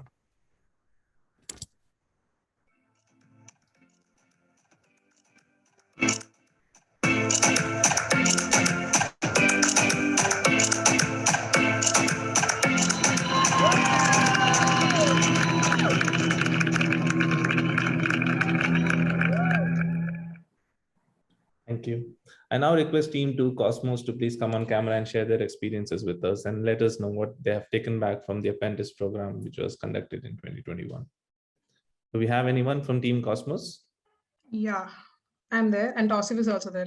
Hi, Archana. Hi, Tausif. Yeah, Hi. please come and share. So first of all, I would like to thank Kadambari for this opportunity that she had provided, and also the ValueLabs. So Kadambari is a very inspiring person, And I would actually tell that this entire program was an eye opener, and it completely changed my understanding about the way this UX process has to be carried out. So I was a fresher to this entire UX design process, and right now I'm applying it to in my subjects also, while I'm actually doing my research and other processes. So I would really thank ValueLabs for this opportunity, and I wish best of luck to the other participants. Thank you. Tausif, would you like to add something? I'd like to second what Archana said. And for me, the reason I joined the apprenticeship, or applied to the apprenticeship rather, was to really understand how corporates apply the whole design process and solve problems, industry real life problems. And that's exactly what we were delivered. We understood, like the 2 weeks went by in a flash. So that really goes to say something. So but yeah, in the end I did learn a lot, and really understood the value of the research process, and how each process within the complete design process connects to each other, right? So yeah. Okay, thank you for those words. We can now go ahead with your felicitation.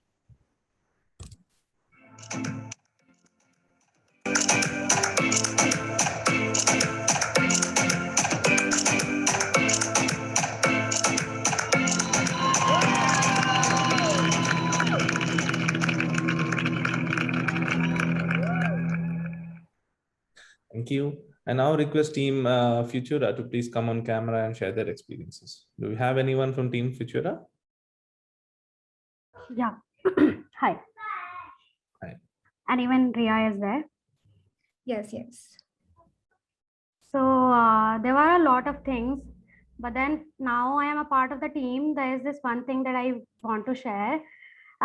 During our presentations every day during the program, Kadambari used to tell us to present our ideas effectively in the given time. And now that we present our ideas to the client, we really have to keep that in mind. So yeah, that is one thing I like to tell. So yeah. Yes. So all the methodologies and frameworks that I got to learn and experience and apply during these 3 weeks, they've really helped me out in my college projects right now, and it has changed the way I approach a brief itself. So that has been great, and I'd like to thank ValueLabs UXG, especially Kadambari and our mentor Tejas. It was a privilege to be a part of the apprenticeship program. Thank you. Thank you, team. I now request Team Trinity to please come on camera and share their experience. And sorry, before that, your felicitation.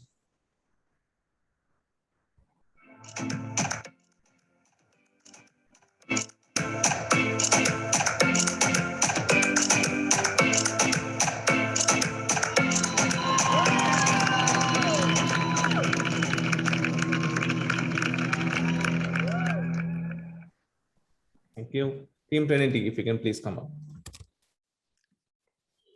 Hi. Unfortunately, Ananya is not feeling well. So me and Puran were there here. First of all, I would like to thank Kadambari Sahu and UXG team for conducting an amazing apprentice program.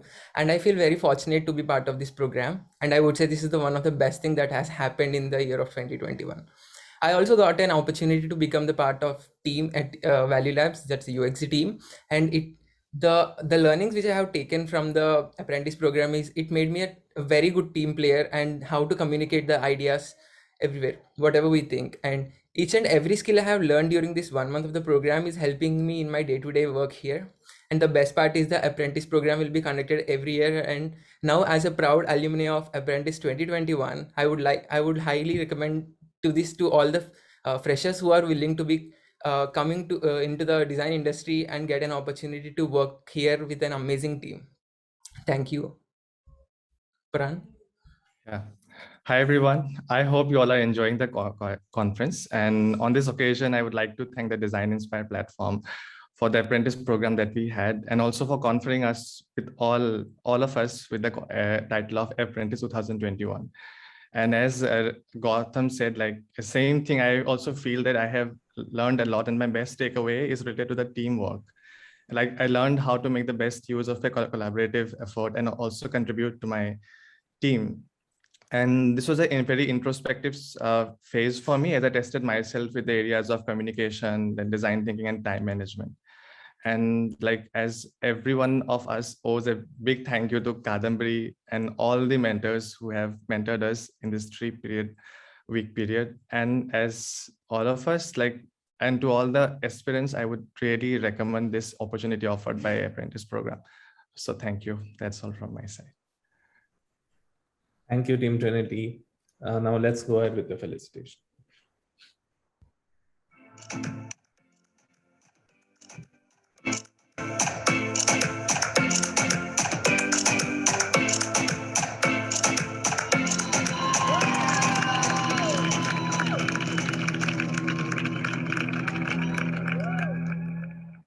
Thank you, apprentices. I guess we are all now ready to face the design world. And I just wanted to inform everyone that your certificates are ready, which are going to, come to you really soon. And you guys are already, on the website, as apprentices of the Design Inspired Series 2021. So you can go check them out and you can share it with your friends and family and boast about it. So that's all for you today. Now, moving ahead, we believe the Design Inspired series helps budding designers and design enthusiasts to uncover new ideas and to have more knowledge on the latest design inspirations globally, which can spark positive changes in the society. We wish to officially launch our website and the DI Honors program along with the ebook of Design Inspired 2021. Let's see a glimpse of it.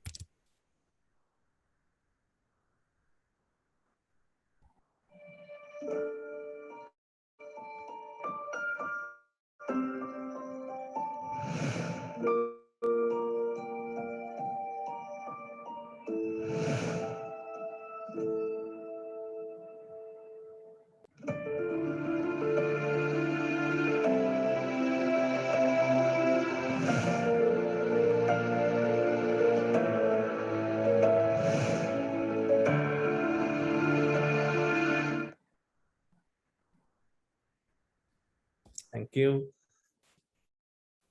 Now moving ahead, during the Designathon event, we also conducted 3 mini challenges where multiple teams took up these challenges and amazed us with the respective outcomes. And now, with great pleasure and pride, we would now like to announce the winner of these 3 mini challenges.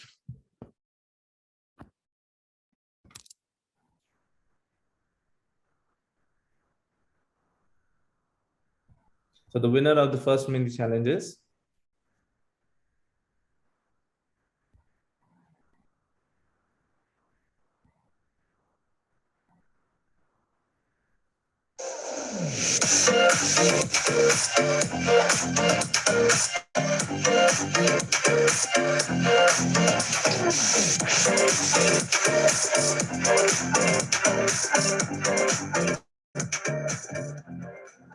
Congratulations, Team Elementary. Now going on and let's get to know who's the winner of the second mini challenge.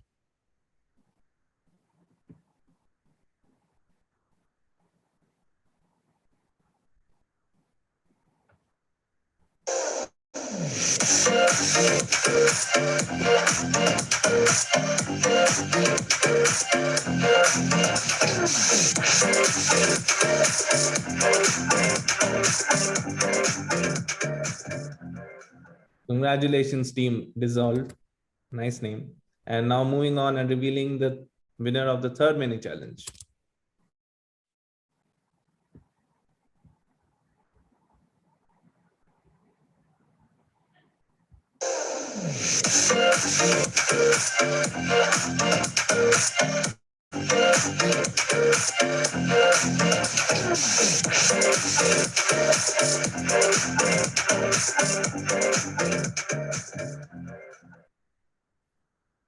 Congratulations, Team Enabling Design, and congratulations to all the winners of the mini challenges.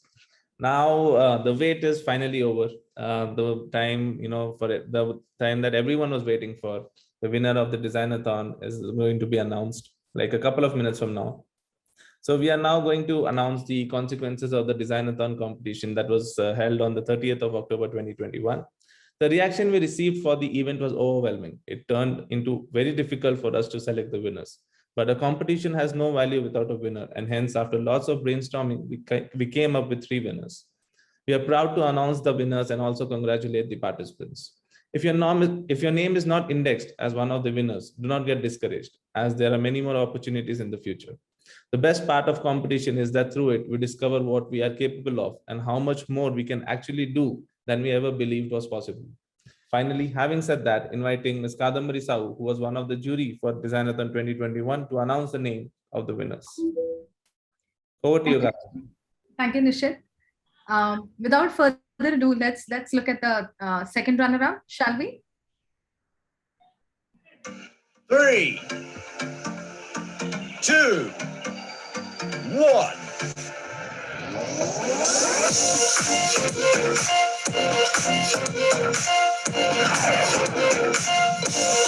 Congratulations, team Inspector.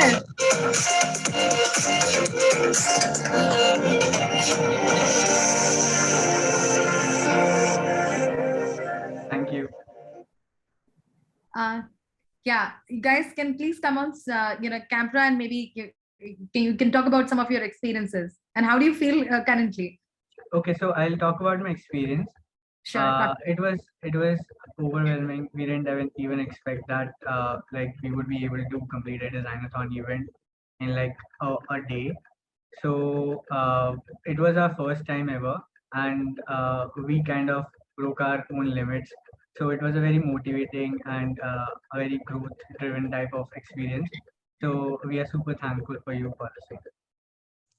Yep, same. I think this was really a chance for us to experience this kind of like 24-hour event and really pushing our limits. So it was a really great experience, and I want to really thank you, ValueLabs, for doing this and doing this and organizing this event. I'm really grateful for this opportunity and for this wonderful.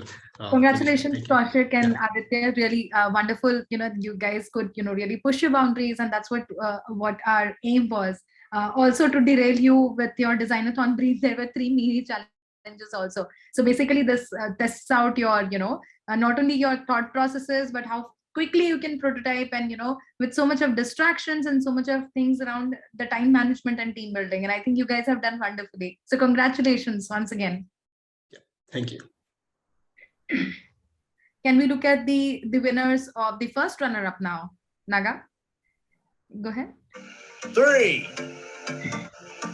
2, 1.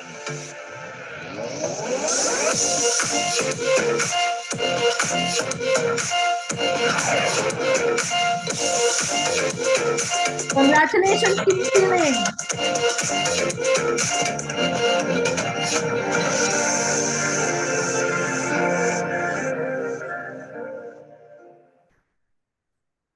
Can we have the team ceiling? Yeah. Congratulations. Thanks. It's so exciting. Do you want to share with us, what went on in 24 hours and how was your experience?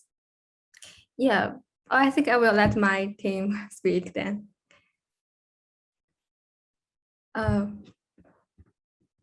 Please go ahead. Yeah, sure.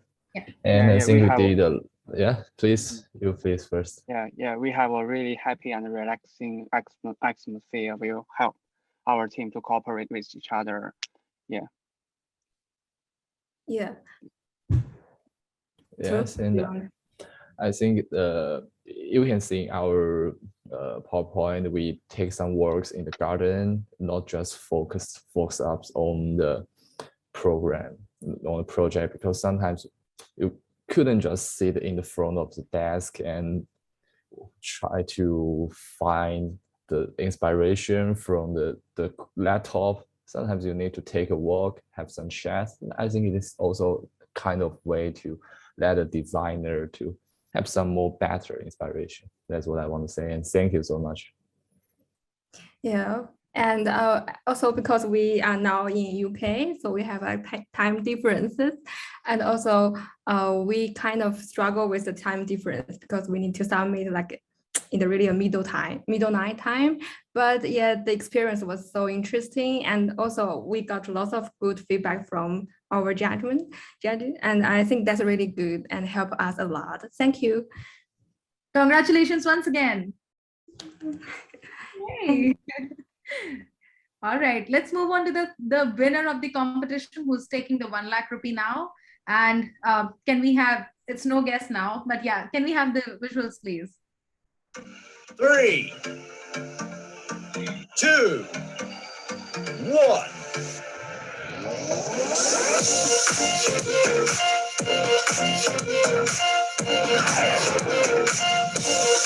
Congratulations, Team Brain Hurricane.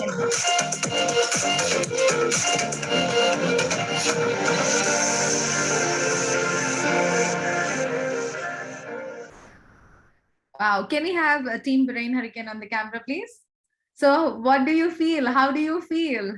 Really overwhelming and very, very exciting. And thank you for giving us the opportunity and recognizing our work. Thank you.